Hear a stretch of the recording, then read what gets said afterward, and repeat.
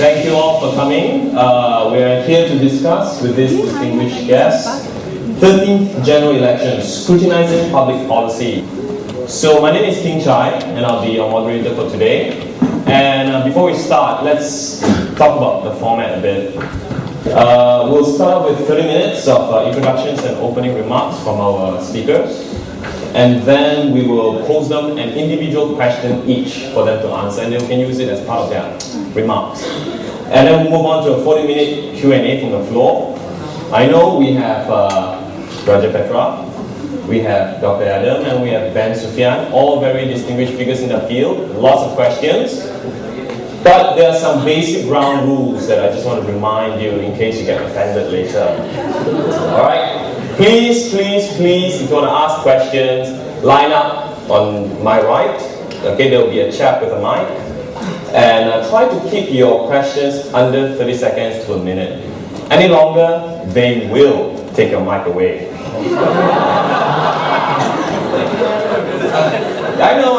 Someone will then go, listen. Let me speak. So, that's about it.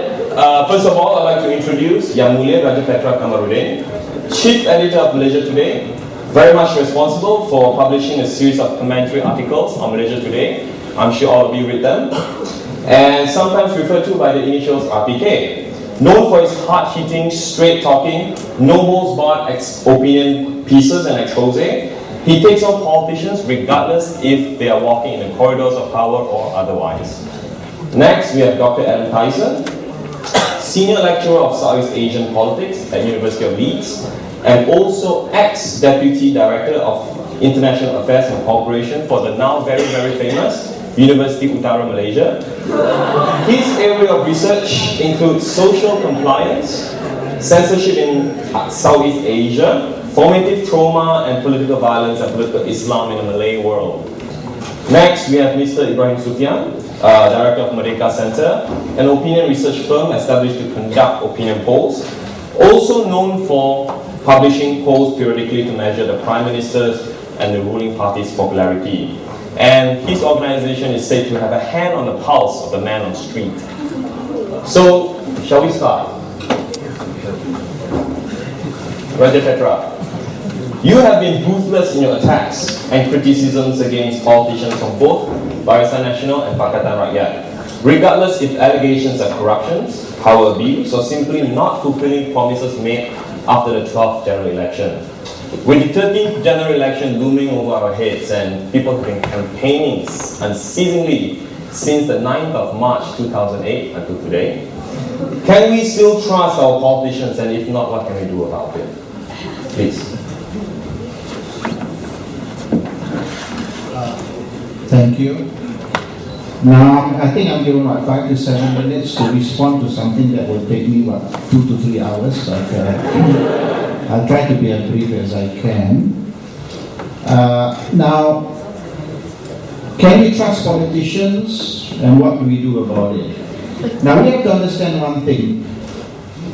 Politicians are in this game for power. All they want is power. They will of course tell us that berjuang untuk rakyat, berkhidmat untuk rakyat, and everything's about the rakyat. But the only thing they want from us is our vote. And they will tell us what we want to hear, what they feel will spur us to vote for them. If our kawasan floods, they'll come. If there's a fire, they'll visit, But when they no more wakil rakyat, our house can be submerged under 10 feet of water. You're not going to see their faces. And they won't come because they don't need our vote anymore.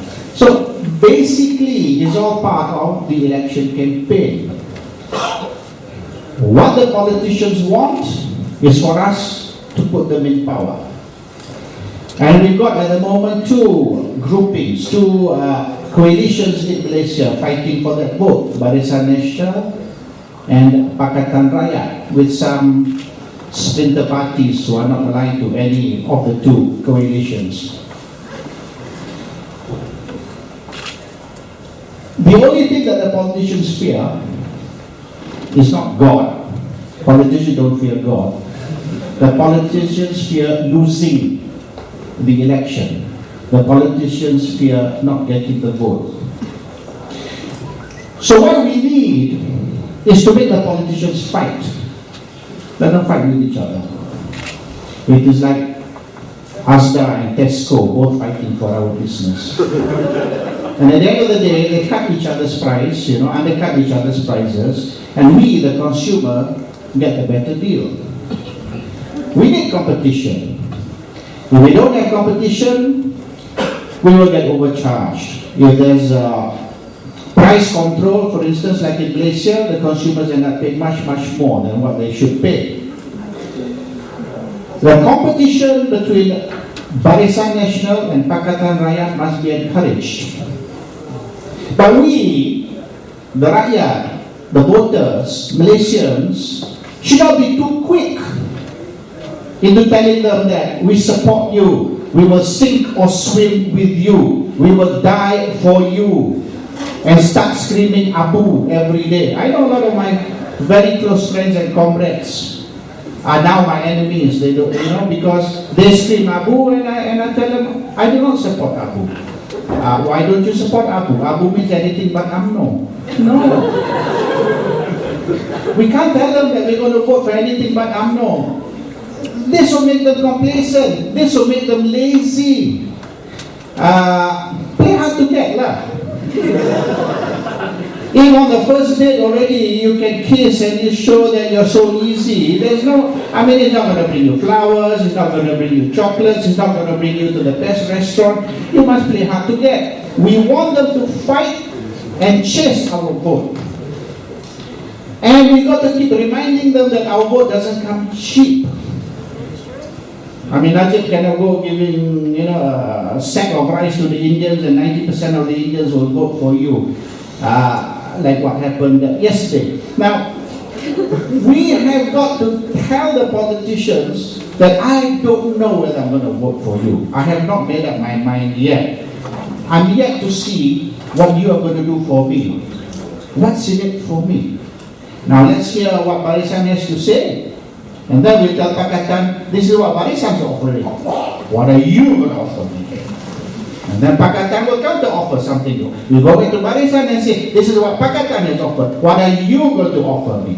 And we'll play one against the other until we get the best deal. Now, they won't even tell us what's the election manifesto. They won't even tell us who the candidates are going to be. What's wrong with telling us now who's going to be the Ali Parliament and the Adon for instance, Subang Jaya? Why is it such a secret, both sides of the political divide? We want to know whether this person is worthy of our vote. And they tell us, we will let you know on the morning of nomination day, and you vote for the party. No, we are not going to vote for the party. And we are not going to vote for either Najib or Anwar based on who we want as the next Prime Minister. You see, Malaysian election shouldn't be about choosing the next Prime Minister. They do that in America. It's about choosing the next president. In Malaysia, we want to choose a government. But we are yet to see what kind of government you are going to form. There's a lot of promises made, yes. But there were promises made also back in what?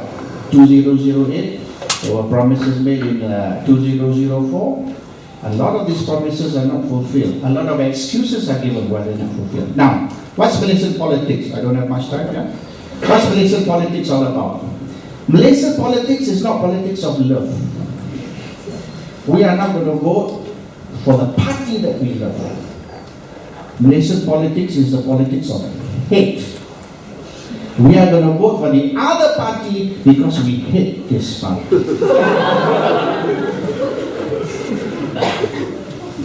Marriage must be built on the foundation of love. If you're marrying the younger sister because you hate the older sister, this is not the best marriage that we can have. Now, the politics of hate has been played so much that today Malaysians hate each other. The Muslims hate the Christians hate the Muslims, the Chinese hate the Malays hate the Chinese, Anwar supporters hate Najib, Najib supporters hate Anwar. And all we want to do is now to see how we can kill the other guy. In 1955, I was only 5 years old then, so I was not politically minded. But in 1955, Malaysians were united. We were united by love. What we wanted was to see an independent Malaya. We were nationalists. My grandfather was nationalist. My father was nationalist. This is during their generation. Today I'm a grandfather myself. And the Alliance Party won 51 out of 52 seats. Because they loved each other, because they loved the country, because they wanted Merdeka. 1957 we got Merdeka. 1959 we continued with the spirit of Merdeka. And then from 1959 to 1969, for the next 10 years after that, the politicians realized that the spirit of Merdeka, the nationalism, is no longer there. We were already independent, we were already moving ahead. How to retain power? We make the rakyat hate each other. So they started playing on the hates. The Islamic Party told you that the UMNO people are kafir. They are not true Muslims. You have to hate them. UMNO in turn said that the Chinese Party, they are communist minded. They are, ketuhanan China. You have to hate them. And these 10 years of building up the hate, from 59 to 69, what happened eventually? Is history, is water under the bridge. But we suffered for it. And then because of what happened in 1969, the politicians continued to build up on this hate. And this hate went on and on until 1990. 1990, the opposition did the first attempt to change the country. But they could not. Because the Chinese didn't trust the Malays. The Malays didn't trust the Chinese. The people from Sabah didn't trust the people from West Malaysia. The people from Sarawak didn't trust the people from Sabah. There was no trust, there was no unity, there was no love, and the opposition did not make it. 1995, they still did not make it. 1999, they still did not make it. 2004, the opposition got massacred. And that's when we decided that we need to bring this fight into a new gelanggang, a new arena. And that's when we formed Malaysia today. And we decided that we need to propagate a new political culture, what we call politik baru. And it was not until 2008 before we started to see the results or the fruit of the effort. And when we formed Malaysia Today in 2004, I was interviewed by BBC, and they said, well, Anwar is now free, Anwar is out of prison, the campaign Bebaskan Anwar, Free Anwar campaign is going to be closed, I'm sure. What are you going to do? I said, well, the Free Anwar campaign needs to be put to sleep. Anwar is now free. The next level is a Free Malaysia campaign. Let's say, what do you mean by Free Malaysia campaign? We must free Malaysia from the shackles of these politicians. The politicians are imprisoning the minds of the rakyat. And if we continue like this, the politicians can continue to manipulate us and control us. Hence, we have to take a middle road stand. We have to tell the politicians from both sides that we want a strong two-party system. We don't want a very strong ruling party and a very weak opposition. We want a strong opposition so that we can see a two-party system. And the only way that can happen is, number one, weaken the ruling party, and number two, strengthen the opposition. So our objective was clear. And in 2008, we achieved that. We weakened Barisan Nasional, we strengthened Pakatan Rakyat. And now we're going to take it again to the next level. And the next level would be to to see which of the two coalitions can deliver what we, the rakyat, want. And the only way we can do that is to take a middle road stand, build up a very strong third force. From building up a strong two-party system, we have to build up a very strong third force. And this strong third force, which is rakyat Malaysia, which is the voters, will have to play the kingmaker. And who we make the king, and who we make the prince in waiting, that's left to be seen. It does not have to be Barisan, it does not have to be Pakatan. It has to be the party that can serve us, and not the party that wants us to serve them. Like what is in the heads of the politicians currently. They talk about change, they talk about reform. The first change, the first reform must be the otak orang politik, the brains of the politician. That is the first thing we need to change. And then, when they realize that we're the kingmaker, we decide who comes into power, then we're going to have a more mature political scenario, a politic environment. And then we can make these politicians more honest than what they currently are.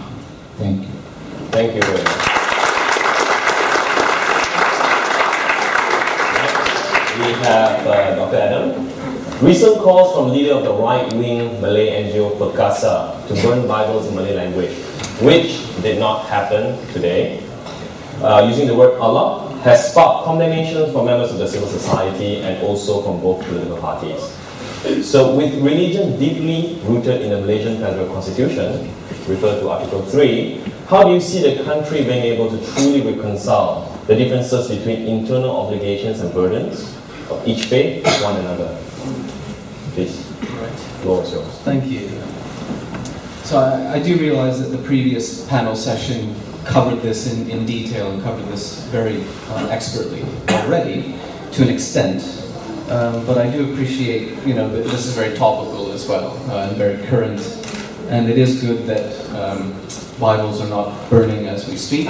Presumably this is a good thing. And in a sense, it's almost tempting not even to dignify the question by addressing it, because really it sets the bar rather low, and it does appear to me that the audience is rather above this sort of thing.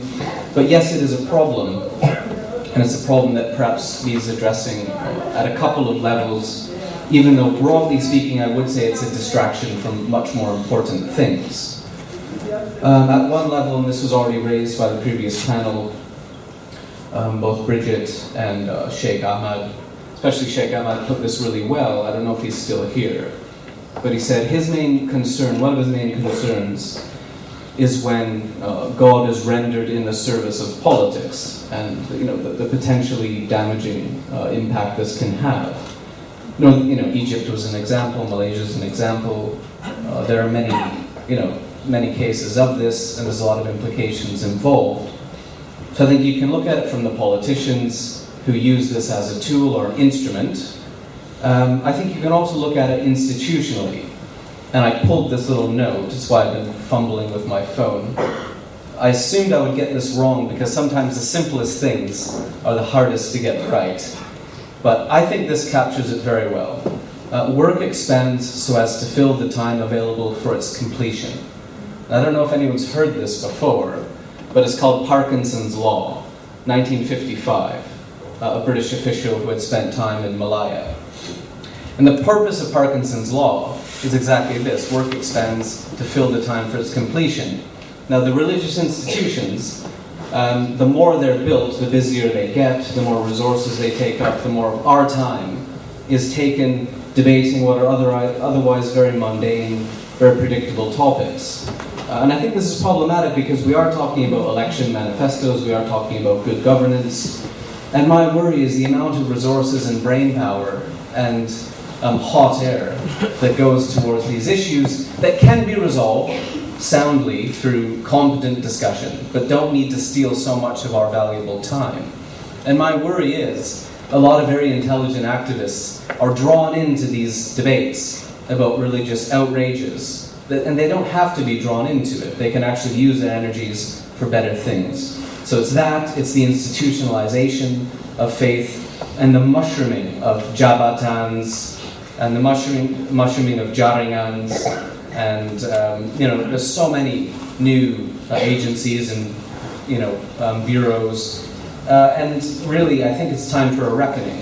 How much of this is really necessary, and how many resources can be dedicated to this, and how much in the public interest really do all these institutions serve. And the final bit is that the previous panel said, well, really what we do care about are interfaith relations, human rights, and various enlightened principles. And you can philosophize about this, or you can also look at it in very pragmatic ways. And I would say, sadly, and this isn't a Malaysian phenomenon, this is a universal phenomenon, we do tend to be very easily baited. It's much easier to get embroiled in angry religious discussions and to say, I'm responding to an outrage, rather than to reconcile and to sort this stuff out. And in a very simple context, this is captured in a lot of academic studies called the politics of insult, and how not to be baited by this. And it's probably in all of our interests, not to expend too much energy on this.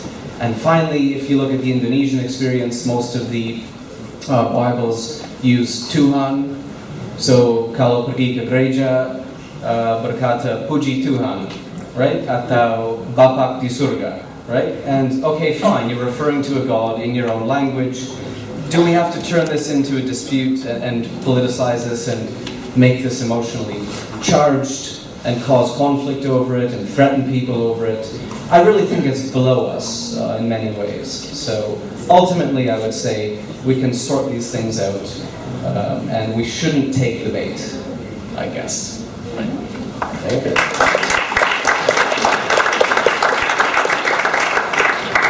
Then, repeated claims by Dato' Amiga, chairperson of Presiden 2.0, as recently as end of 2012, that the 13th general election will be one of the dirtiest general elections ever because of the lack of electoral reform. Considering Merdeka Center has been appointed as one of the few local organizations accredited as election observers, what are the steps that can be taken to ensure concerns from the previous elections don't occur again? Please. Thank you. First of all, I'm glad to be here in London and to see so many of you still stolidly hanging on, even though it's dark outside and you must be tired, because I understand that you've been here since the morning. First of all, 13th general election. I would rather be talking about the politics, but since the question is about the conduct of the elections and whether this is going to be the dirtiest election ever, I think the question is pertinent, because I think, first of all, this election is going to be, I would say, a watershed event, an important event in our country's modern political history. Never before have we gone to an election where you have two almost equally matched coalitions fighting against each other. And the fact that we have the possible election dates keep being postponed from one period of time to another. I've been hearing about when elections will be held since 2010. And here we are today, 2013, still no elections. Tells us, seriously that it is going to be a very tough contest for both coalitions, and along with it, there's going to be a lot of expectations in terms of how the election is going to be conducted. The conduct of the election is not simply the matter that's in the purview of the Elections Commission, but also the contesting political parties, the media, and citizens, as well as the enforcement agencies. I think the concern that this election is going to be fraught with problems and irregularities, stems from, first of all, heightened awareness since 2007. I think Malaysians have come of age. Since 1999, in the wake of the Reformasi protests and so on, I think people have been taking deeper interest in the way the country is run. Regardless of whether they support the ruling party or they support the opposition, more and more people, find out what's going on. And getting informed is much more easier these days. In the past, you would have to attend a ceramah, or you have to attend a briefing by government agencies or ministers and so on. But now you can see it on your smartphone, and you can, and information gets pushed to you even if you do not want that. So the level of attention is very high. And given that this election is so critical, the conduct of this election is also very critical. Why does Amiga say that this election is problematic or potential to be problematic? I think it stems from certain facts. If we look at how elections has been done in the past, we've heard a lot of anecdotal stories of irregularities. These stories have some weight. It has some weight in the mindsets of Malaysians. As an organization that conducts opinion polling, we routinely ask people how much do they trust the administration of elections by the Election Commission. And we've asked this from time to time, particularly before and after a particular election. And what we have seen from our data is gradual decline in the satisfaction of Malaysians and in their trust towards the way the elections have been conducted. In the last survey which we conducted in June last year, we found that only one half of the people say that they are satisfied, they feel confident enough with the electoral system. That brought along a lot of criticisms towards our organization. And we also know that since then the government has responded and gotten a local academic institution to ask questions about the same subject. And we found that the results also turn out the same. So it has nothing to do with what Merdeka Center is asking. University Malaya also found the same kind of response. And the reason why there is so much scrutiny is this. We've had a lot of by-elections since 2008. There's been 60 altogether by-elections. There's also been one state election in Sarawak last year. During the course of the 16 elections, a lot of infractions, irregularities, and misconduct or omission of duties were recorded. So this has been published into a book by Dr. Wong Chin Wat.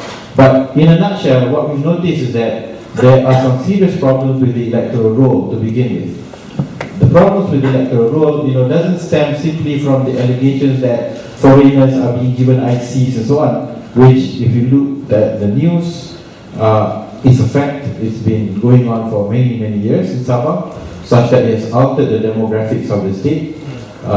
So that's no longer a rumor, that's been proven. What people are talking about now, whether the same thing is happening in the west coast or in the western part of the country, whether it's happening in Perak, whether it's happening in Selangor and so on. There are anecdotal evidence that this is going on, but it has not been enough to actually affect the results, nor has it been given the kind of due media attention that it should.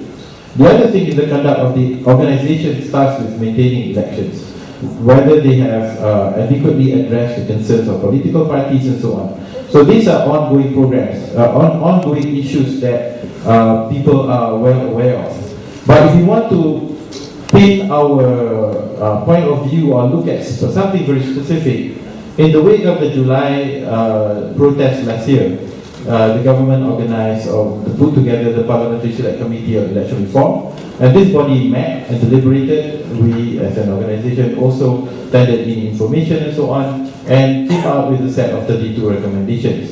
So this is not something that's coming out from the opposition, but coming from the legislature of the country. So you can sort of see from this set of recommendations what has and has not been implemented. So we don't have to look at what the 8 per se demands are, because out of the 8 demands, only one has been met. But of the 32 demands or 32 recommendations made by the Parliamentary Select Committee, how many has actually been addressed? Only a handful. And one of the few things that we see being addressed, besides being now that we can use the indelible ink, is allowing overseas Malaysians to vote. But this is an ongoing conversation right now. Every day some new procedures come out, that you have to be outside the country for 5 years, and you have to be back for 30 days, and you have to have been registered and so on. So this is ongoing. We're not sure at the end of the day how many of the people, of the million or so Malaysians that are abroad eventually get to vote. Personally, I sense a deep reluctance from the people in charge to actually go ahead and do this. Second is scrutiny over the election process. There are now accredited observers. Well, we are waiting for accreditation. It should happen on Wednesday.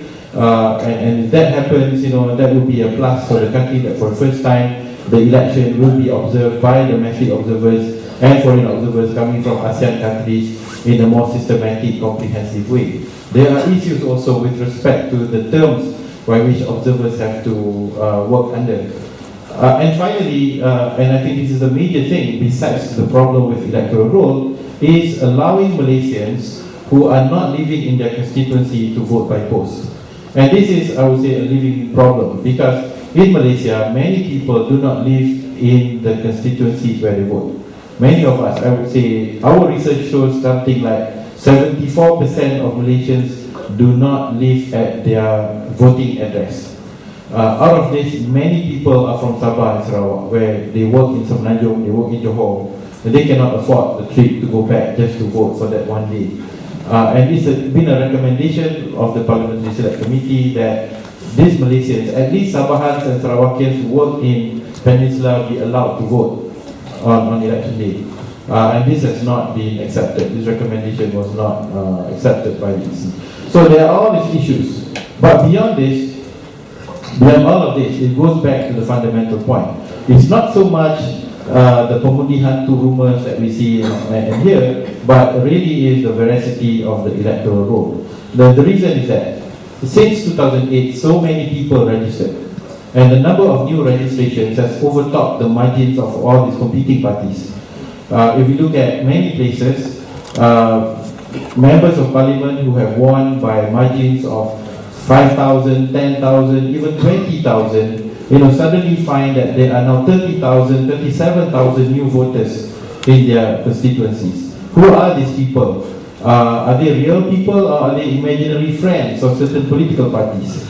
That is kind of not known, The state government of Selangor conducted an audit. There are some issues with this audit, from a scientific standpoint, but the principal finding is that 1 out of every 5 of the 500,000 people that is since registered up to the middle of last year could not be located. When the Ketua Kampung, when the Penolong Pegawai Daerah went and visited those addresses. But who are these people? And this issue has been sort of swept aside. We have not heard about it very much. It's not very widely discussed. And the EC has not met with the Selangor state government to discuss further about how to address these concerns. So we are going to have this election with this sort of issues as a backdrop. So it is important that whoever you vote, the vote belongs to you. But it is also important that your vote is not subverted by a person who has multiple ID cards, or a foreign worker who has been given an ID card so that they can vote as a Malaysian. So there are all of these concerns, and it affects the legitimacy of the next government. And now that we in Malaysia have joined the ranks of the countries with great demonstrative abilities, like people can now mobilize. You can get 30,000 people on the streets of Kuala Lumpur without major public announcement, with just Twitter and Facebook. If, let's say, the result of the election is contested, if there is widespread stories or rumors that it has been there have been irregularities, it would not be good for the future of the country. It would not be good for any incoming government. So I think to put a point, what can be done to address this?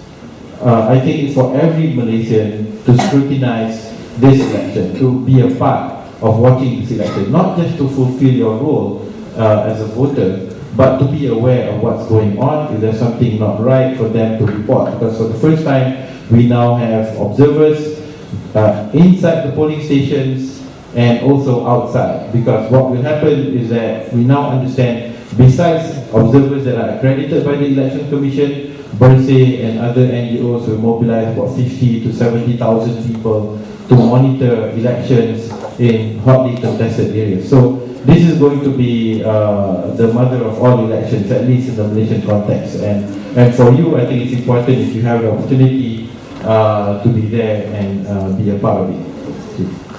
Thank you very much.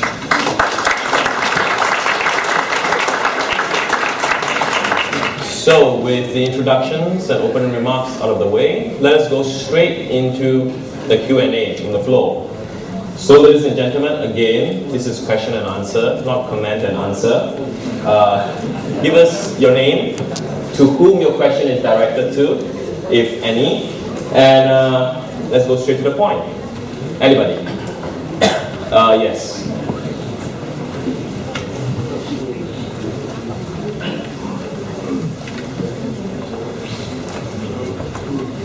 Hi, my name's Liz. RPK, this question is for you, because you're characteristically blunt anyway.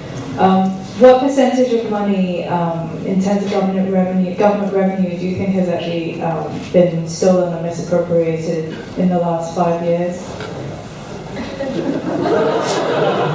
Nice.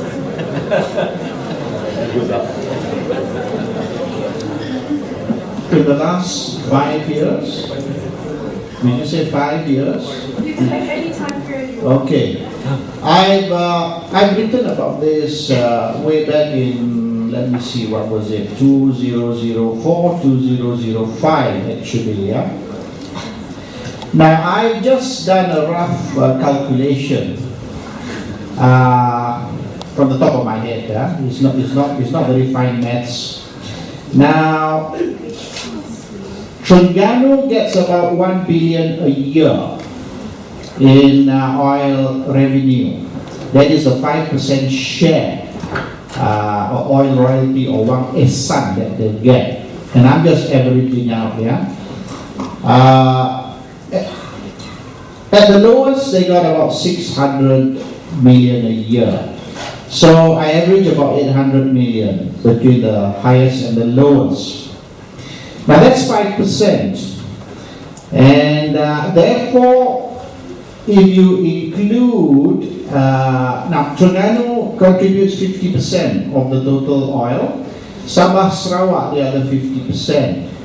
So if 5% for Terengganu represents about 800 million, and therefore to get the total for the state times 20, and since it's half of the entire nation's oil revenue, therefore you times 40.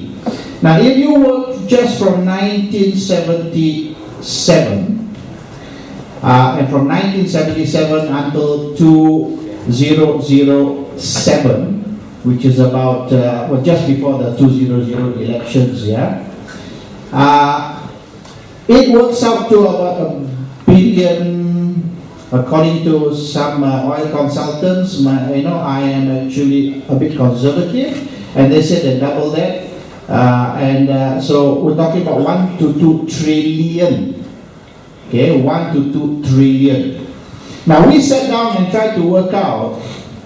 Now assuming I give you £1,000, yeah, and I ask you to go and buy all sorts of stuff for the kitchen, I would expect that when you finish the £1,000, that there's going to be a £1,000 worth of barang sitting on the table. But if I can only see £100, I want to know what happened to the other £900 that I gave you. So basically, let's do a sum total of what we have spent. And what we have spent will be what? Government salaries, we built the Sepang racing track, $500 million. We built the KLIA, another 10 billion, and the KLCC. You just add everything up, including UUM and what have you, UIA. We just add it up, yeah? And we can't even come to 20% of 2 trillion. And don't forget, yeah, if you want to say KLCC. KLCC was actually sold to Petronas. So Petronas actually paid for one tower, and the developer actually got the other tower free. If you want to talk about North-South Highway, we pay toll when we drive on the North-South Highway. So the toll collection more than paid for the highway. So you can actually eliminate all these so-called cost factors, yeah. And until today, an estimated 1 to 2 trillion money has come into the country. Now, can you give me a list to account for the expenditure of 1 to 2? I can't.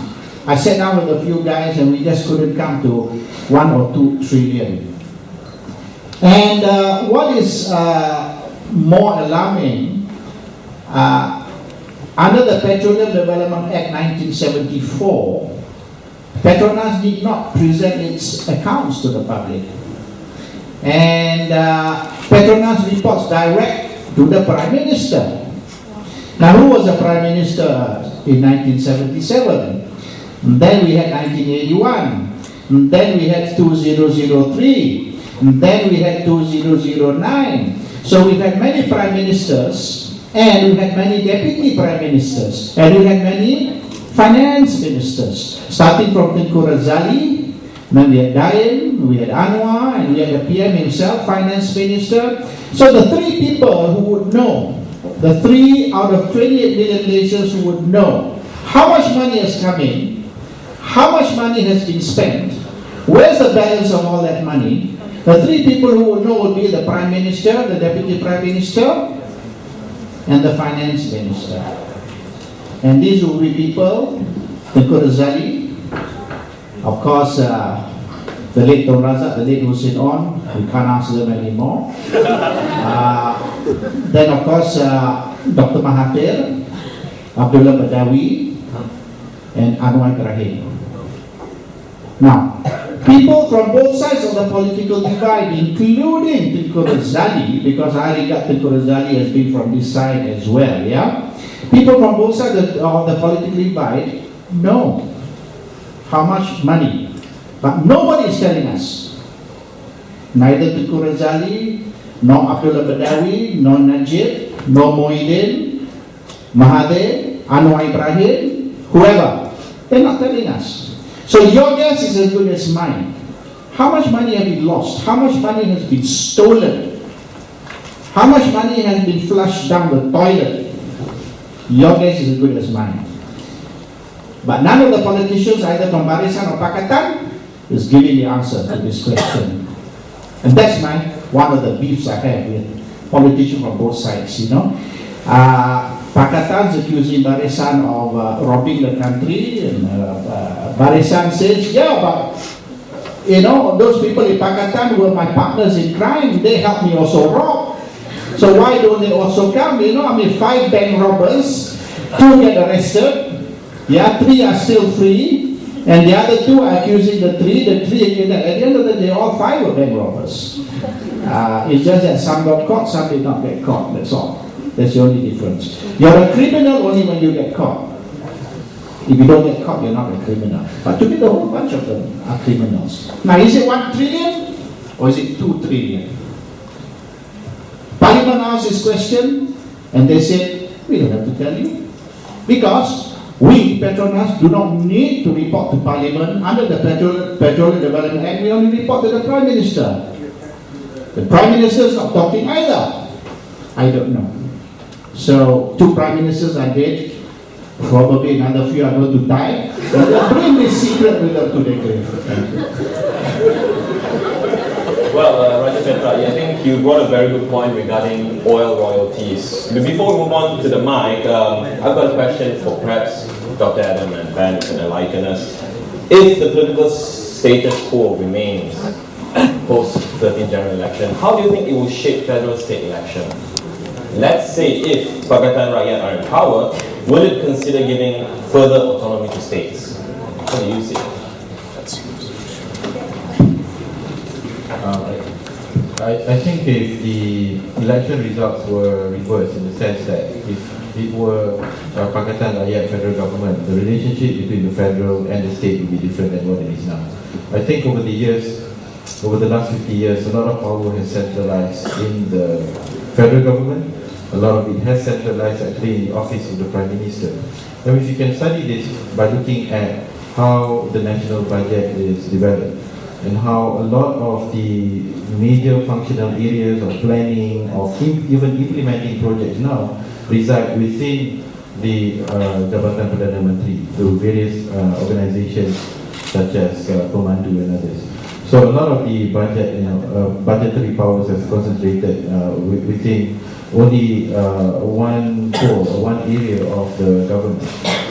I think in its bid to gain power, we can really see that Pakatan Rakyat is trying to win support by appealing towards state interests.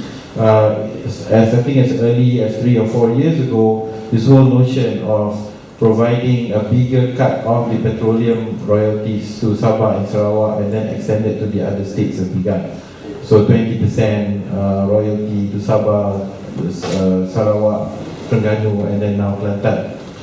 This I think has some traction, particularly within the ruling elites of the states. But I think where it really makes things very interesting is that it also affects the relationship between federal and state governments right now, as things currently stand. So I'm not sure how many of you are aware, but recently Petronas discovered oil or gas onshore just south of Milik. And the ensuing statement from the Chief Minister of Sarawak that we will renegotiate the royalty amount, that will no longer be the traditional 5%. So these things are going to change in the sense that as the politics become more competitive, both sides will try to gain advantage, and particularly from the standpoint of Pakatan, because they're coming in from the outside, they will probably be the ones who are most generous in giving out concessions to state governments.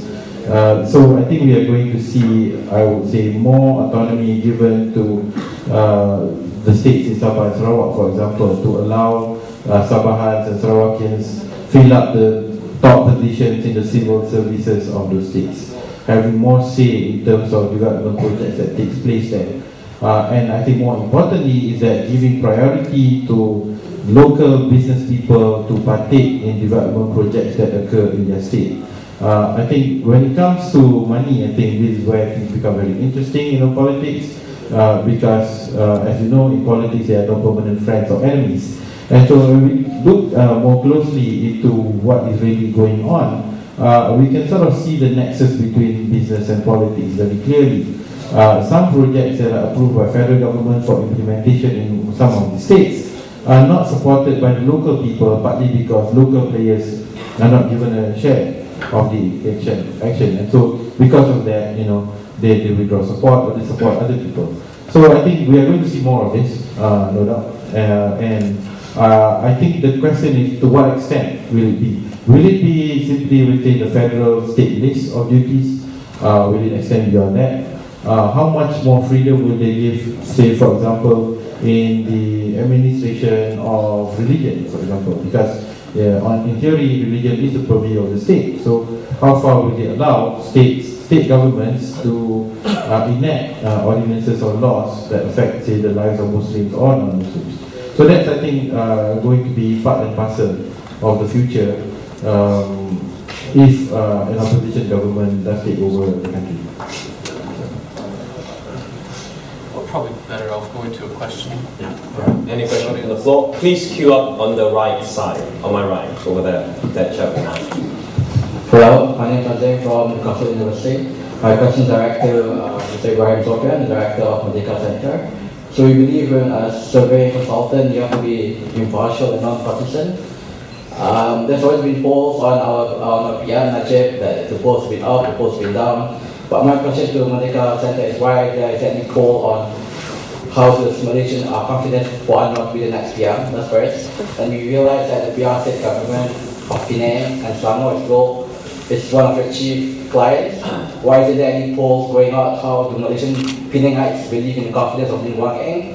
How do Selangor people believe in Khalid Ibrahim? Why isn't there any polls released out to the public on that? If you are impartial as a survey consultant, that's one.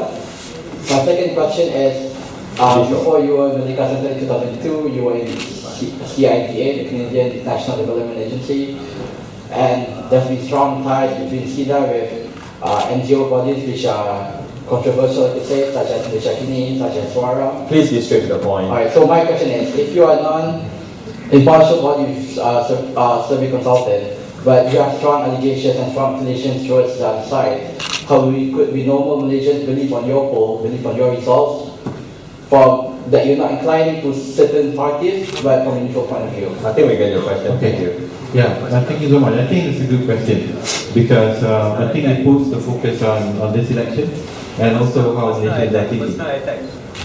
That's alright, that's right. I think it's right. Basically, it's like this, because I think people need to understand how polls are done and also the political context in our country. First of all, there are many agencies doing survey research in Malaysia. The only difference is that most people do not publish their results. I think on record, it's only Negara Center that has been doing this continuously and putting the results out for public scrutiny since 2003.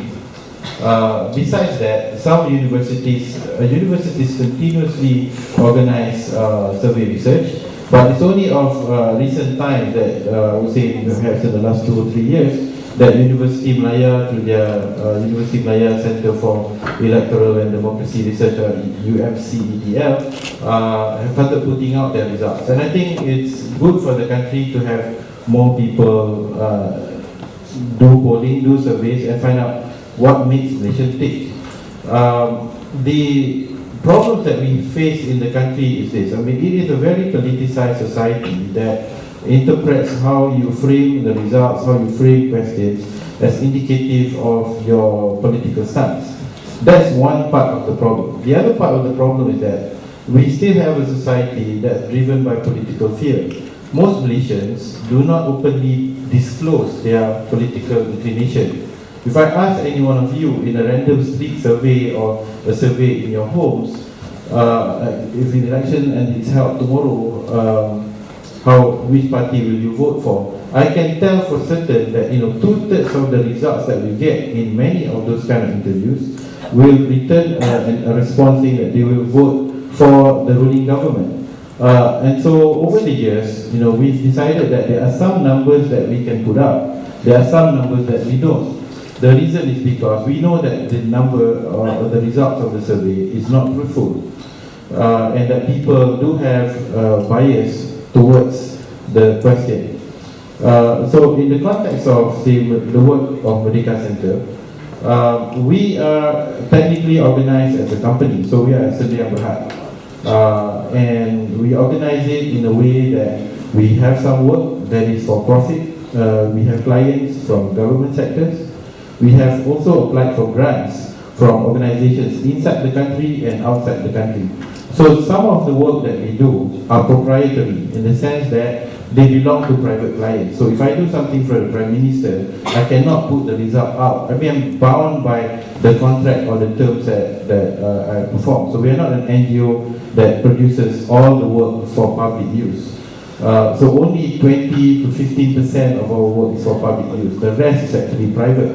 So a lot of the work that we do actually supports government agencies in policy areas. Say for example, domestic worker strategies, foreign labor, minimum wage, implementation of new economic models and so on. Those things were polled or researched in advance. The result belongs to the clients. So those things are not made public, unfortunately, because they belong to the various institutes or agencies that own the copyright or the intellectual property. Where we can share, we share. And here we are committed in the sense that at the minimum every quarter we put up one national survey. On some occasions, if the issue warrants, we will produce additional surveys.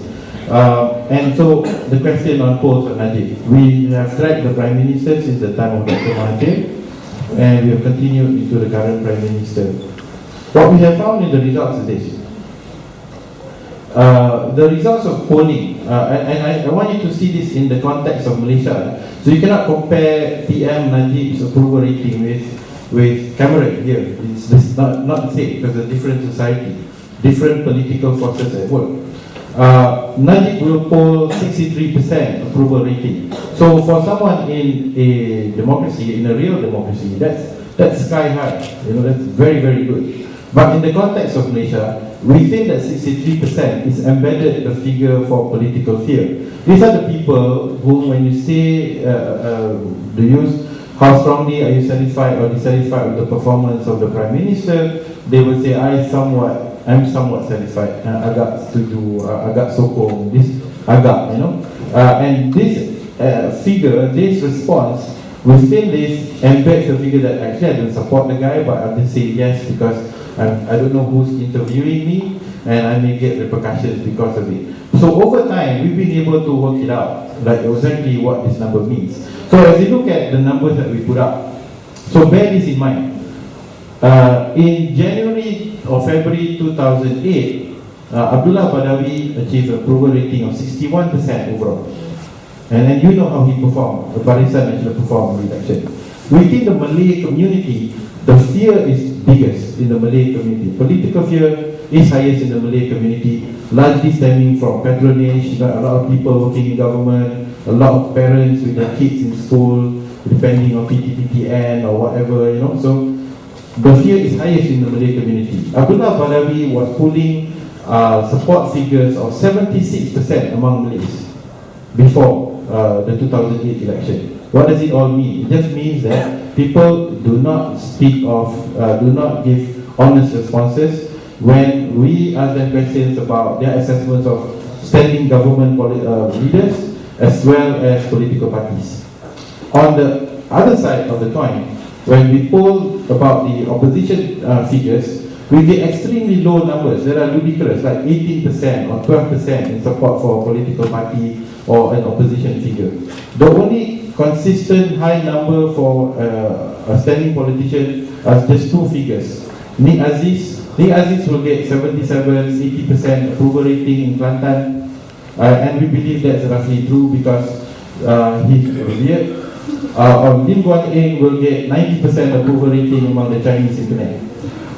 And it's not sure that, you know, what does it mean? You know, so for us, we just put the Prime Minister's number there. The day that we have true freedom, the day that we are able to speak our mind freely, there was a brief moment back in 2008, it lasted for about 3 weeks. You will see the approval rating numbers drop to somewhere in the middle.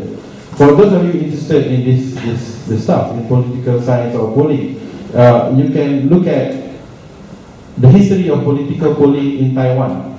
Before martial law was lifted and after martial law. Before martial law was lifted, the approval rating of the president was 85%. The day after, the approval rating went down to 45%.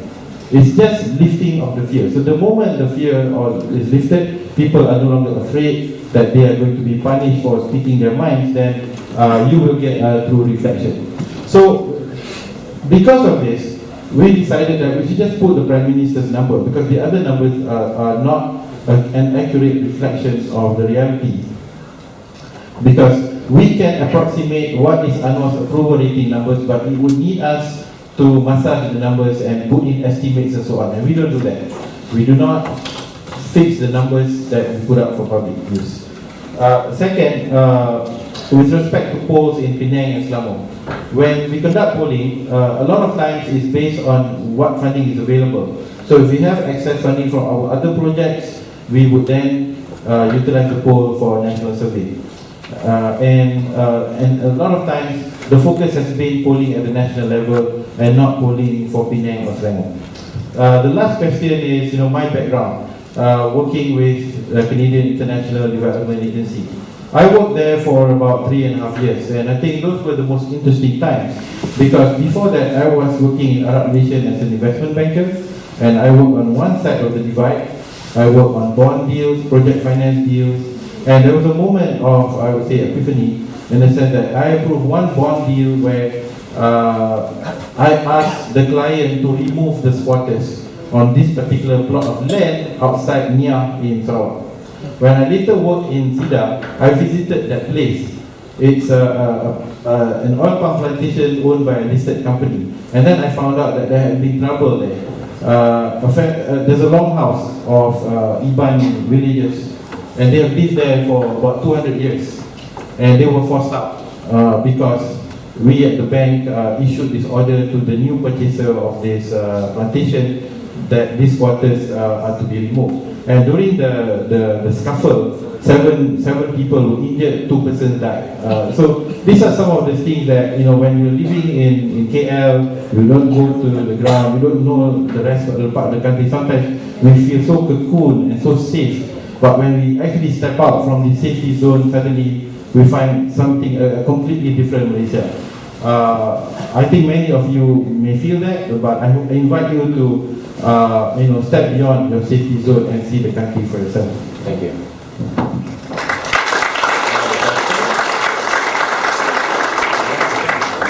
Good afternoon. My name is Jonathan.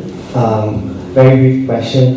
One is Negara Center, and organizations such as Proham, who have no experience in election monitoring, being chosen as accredited poll monitors for 13th general election, or organizations such as Mafrel, who have much more extensive background in poll monitoring, have either not been asked to be poll observers or have turned down the offer on the grounds that the conditions set by the government are too strict. And a very, very brief second question is to Mr. RPK. If both coalitions refuse to compete, is there a third force necessary in nation politics? Let's take another question as well. Yes, in the interest of time. This guy's Alright. I'm Nicholas from the University of Nottingham. My question just generally to all three, whoever can answer. I was just wondering, when it comes to Datin Sri Rosma Mansur, I mean, clearly some people have issues with her, but my question is, how much of an effect will she really have on anyone's opinion on either party? I mean, that's it. Thank you. Let's take one more as well. Hi, I'm Shazani from MSc. To your opinion, I think this is for the FICRA. You wrote some time ago about the important Sabah and Sarawak. How do you see the importance of state of Sabah and Sarawak still in the 13th general elections? And do you think how far these states can influence the national public policy that cater to their interests currently? Thanks.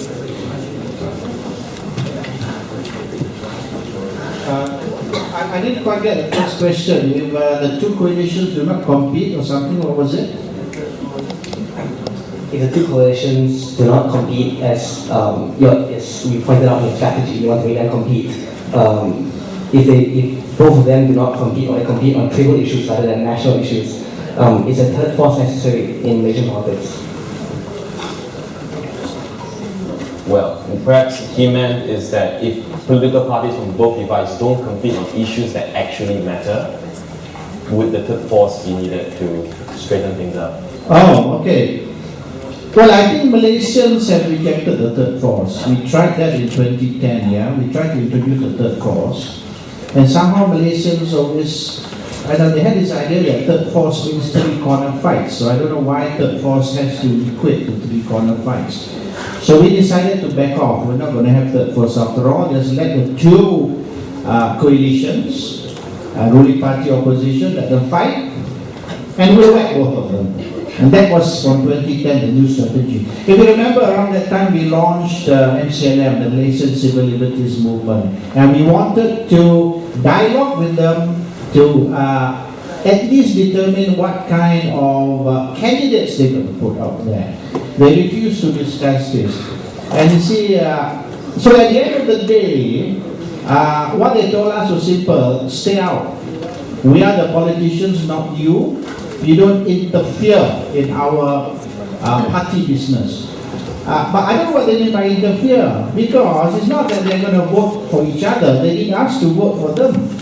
So since we are the ones giving power, how can they consider we are interfering in politics? But since they told us to take a hike, stay out of our business and don't come and tell us, and I think Anwar even went to Australia about a month after I met him in London. And he said, you know, how can he sit in London and tell us what to do, you know? And we will decide how we want to play politics. Fine. In that case, you play politics. Now, it's up to us, the voters, to make it clear to them that we are what you would call the undecided factor, the undecided voters, the atas pagar, okay, or the fence sitters. But currently, people are so politicized. Everyone wants to declare what their political stand is, which political party they're going to vote for, they're going to support. The atas pagar or undecided group is very small. In the past, it was as high as 40%. Rule of thumb, 30% pro-government, 30% anti-government or pro-opposition. And we had this floating 40%. And that's why you see what happened in 1999. and then you compare what happened in 2004, and then compare what happened in 2008, you can see the swing. The swing was very wide between one election to another. But now it's come to the stage where I don't know where the middle of the road is anymore. Everyone has declared who they're going to vote for. So much so that people like Ben, it's very easy for them to do a poll because they know exactly what's going to happen. Now on the question of what was it, Rosman? We wanted to know about Rosman? Okay, this goes back to the politics of hate that I talked about. Now when in 2004, after that election where it's the worst election in history as far as the opposition is concerned. The worst, 91% of the seats, went to Barisan Nasional. PKR got wiped out except for Wan Azizah. Even then she lost on the first count, she only won on the second count. So how do we bring down Abdullah Badawi? And we were told, so of course some Pakatan people not too happy. We sought advice from Dr. Mahathir, how do, the expert on how to bring people down. And he said, we have to attack Khairi.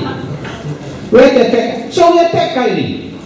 And we attacked Khairi Jamaluddin so badly that people hated him. Remember the Khairi Chronicles, in case those who have been following Malaysia Today from the beginning. We really wrecked him and we printed 10,000 books of Khairi Chronicles distributed. They really hated him. Pakla basically did very badly. So now how do we hurt Najib? We attack Rosmah. Basically the same strategy. So that explains why Rosmah is going to be a factor in the elections, just like Khairi also was a factor back in 2008. And when we want to bring the boss down, we attack. And if you want to bring Anwar down, you attack Nurul, you attack Wan Azizah, you attack Azmin Ali. That's the same strategy. What's the third question is now? Sabah Sarawak. Sabah Sarawak will always have 25% of the seats in Parliament. Every time they increase the seats in West Malaysia, they have to correspondingly increase the seats in Sabah Sarawak. So Sabah Sarawak, according to the Malaysian agreement, they will always control 25% of the seats. You can't run away from that. That's according to the agreement.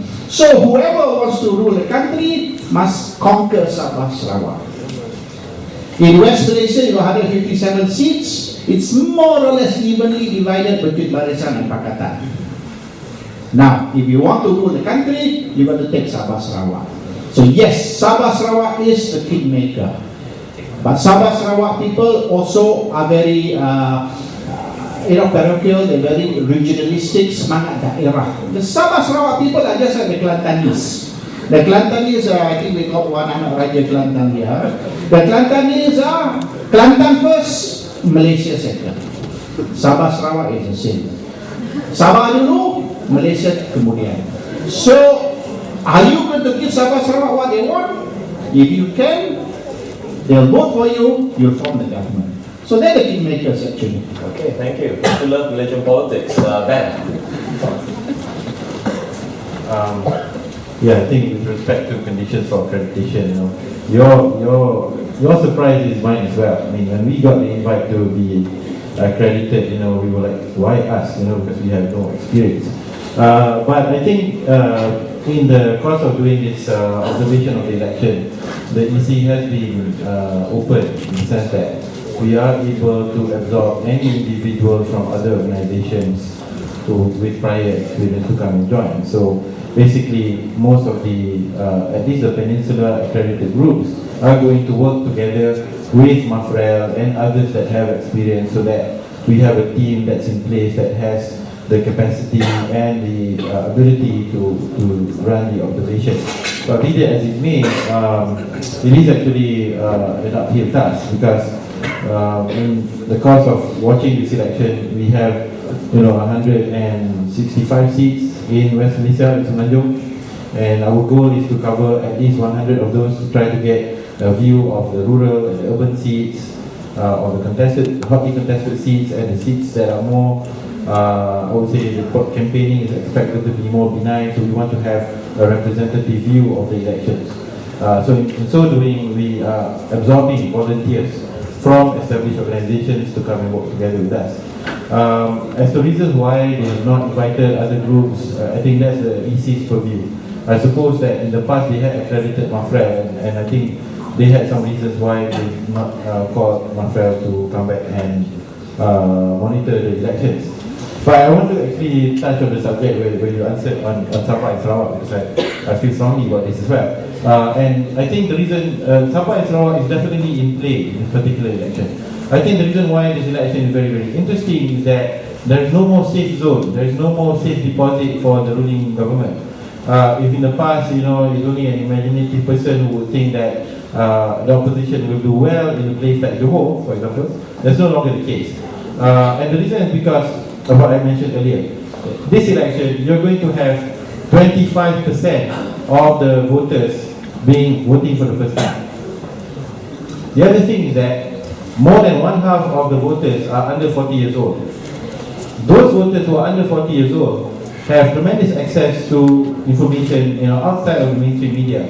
Our research shows that for voters that are under 40, access to internet, political information via the internet is equivalent, if not more, than television. So this opens up the possibilities in this election. And this is also the reason why we have not seen election, because I think both sides, the Prime Minister and Barisan really need to make sure that they have the majority of the voters on their side, and it's becoming extremely contested. And because of this, as well as other more localized issues, Sabah and Sarawak is also in play. Sarawak has 31 parliamentary seats.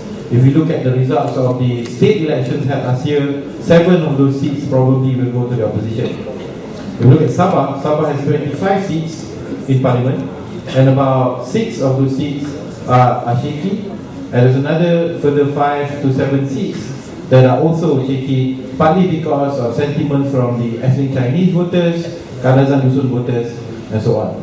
So right now in Sabah, we have this Royal Commission of Inquiry on this IC, on the migrant problems.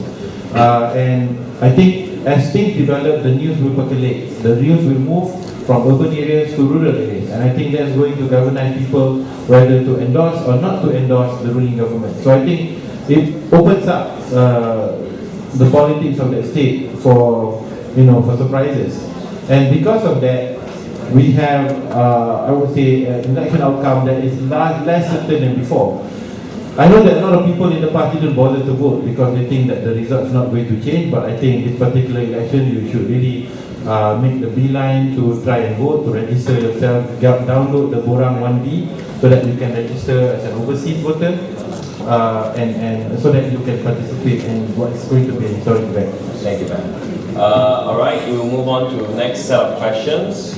I believe we're all here to listen to the panelists to talk, so you can talk later. Anyone else? Please line up over there, thank you. Hi, my name is Jude.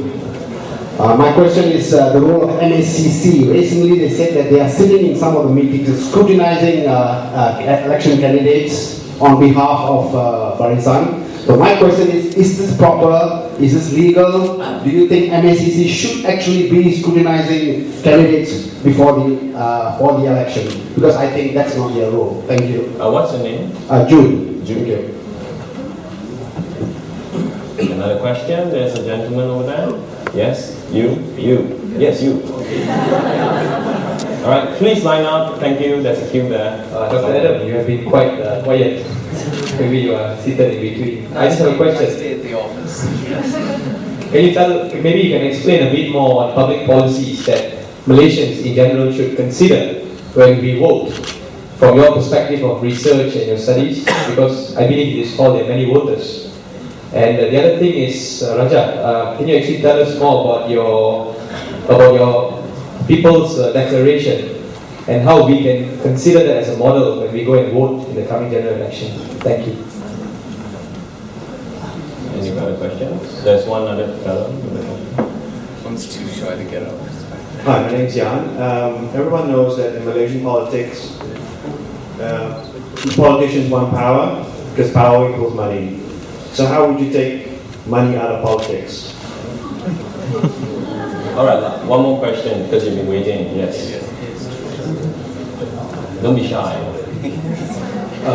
This is a very technical question. Go ahead. It's regarding the effect of new registered voters. There was this one regulation which says that for the upcoming election, the deadline for people registering is only effective until 2012, I think March 30th.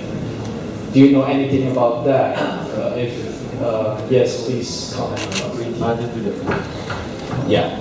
Go ahead. I'll just do that one first and then the rest. If it's fine, and Ellen will take on. Okay, with respect to voting, from what I understand, if the election is going to be held in March or early April, as we all strongly suspect, then you would need to be registered before the end of 31st December 2012. There is a likelihood that you have to also be people who actually got their names submitted to the EC maybe before 15th of December, because in the past, in 2008, the elections was held in March 2008. The electoral roll contained people who were registered or whose names were submitted to the EC right up to about the middle of December of the previous year, 2007. So I suspect that the same is going to be the case this time, that if people are able to make it to the EC and electoral roll before the end of December, then it's likely that you will be able to vote. The date of gazetting of the electoral roll will be the middle of February. So by then, for those people who only registered after September last year, they should check their names to see the names appear, and then if so, they can vote.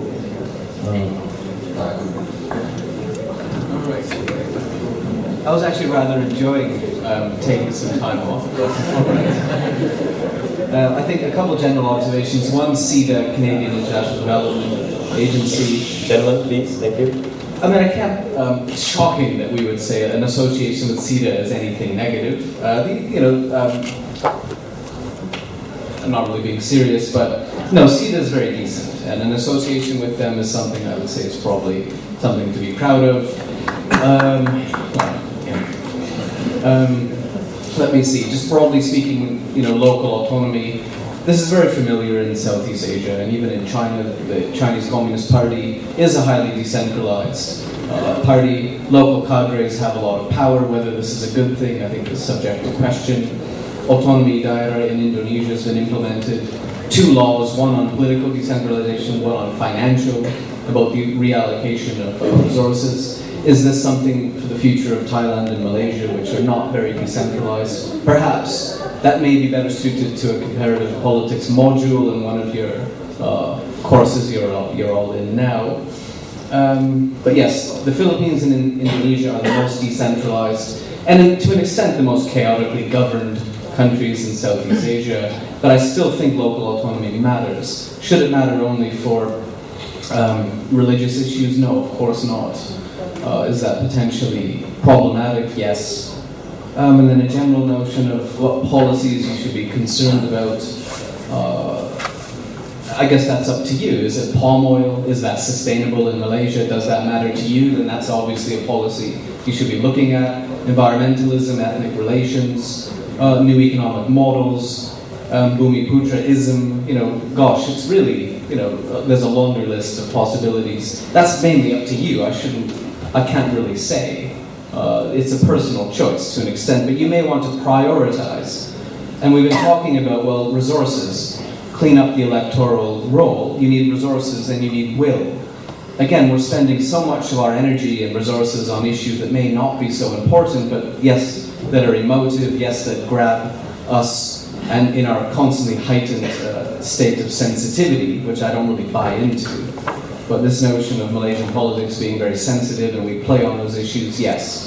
Is that a distraction? Yes. So perhaps focusing more on the substantive core issues, bringing those into open debate. If we were in Malaysia now at a uni, maybe special branch would be there, but who cares? I mean, really, play a game, spot special branch, and make sure they're taking notes and not sleeping. Should students be able to do this? Yes. You've all taken BTN, and you're all here on various scholarships, and you have a good opportunity. And then, eventually you'll return to Malaysia and engage in whatever policies you want to, I suppose. And now I shall hibernate once more.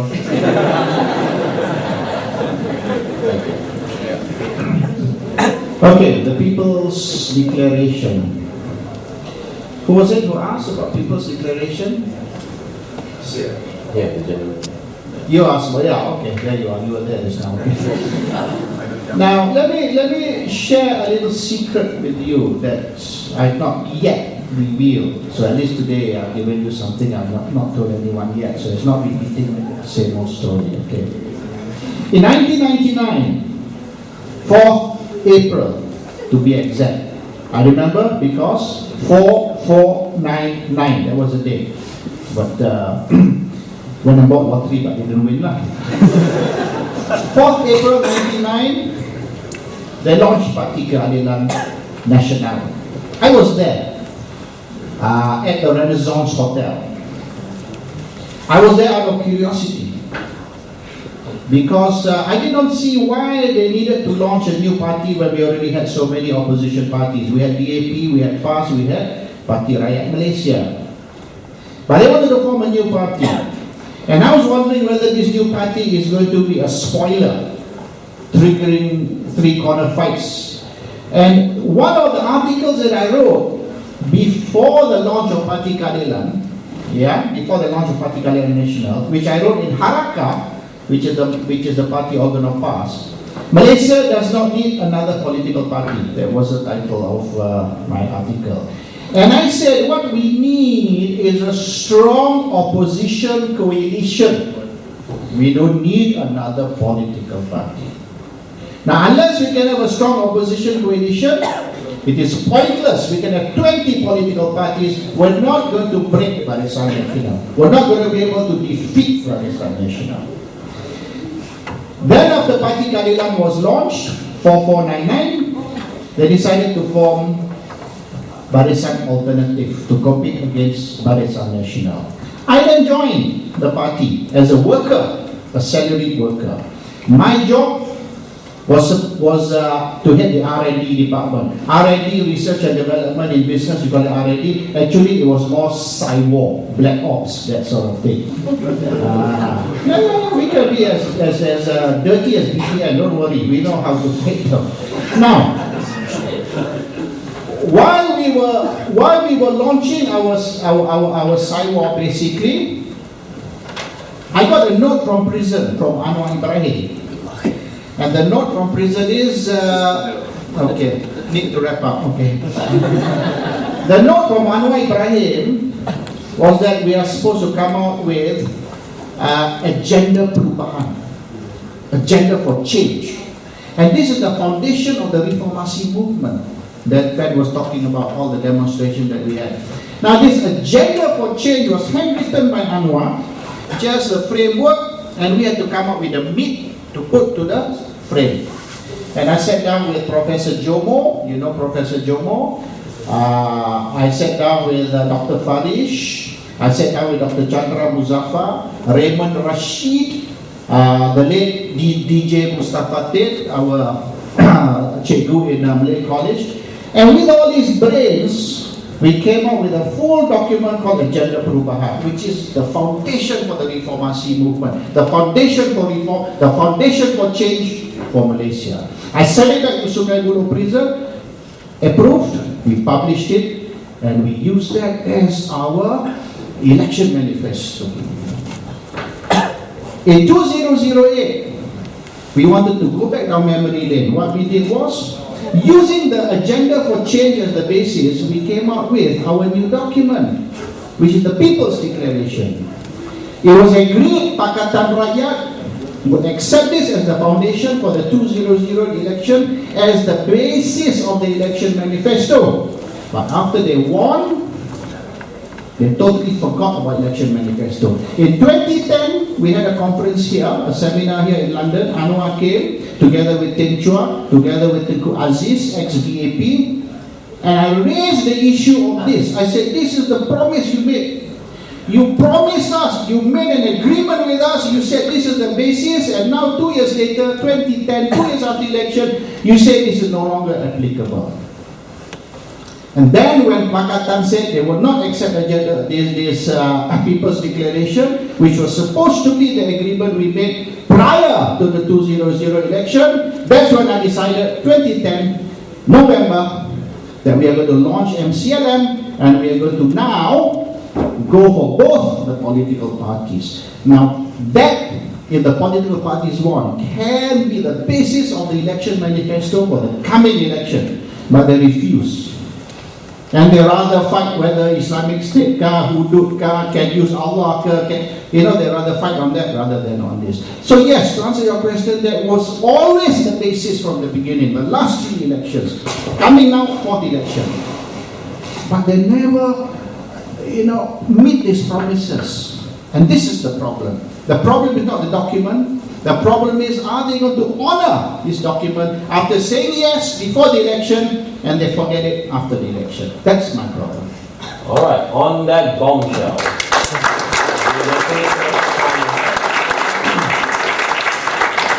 Thank you very much to all of our speakers and panelists and ladies and gentlemen. Thank you very much.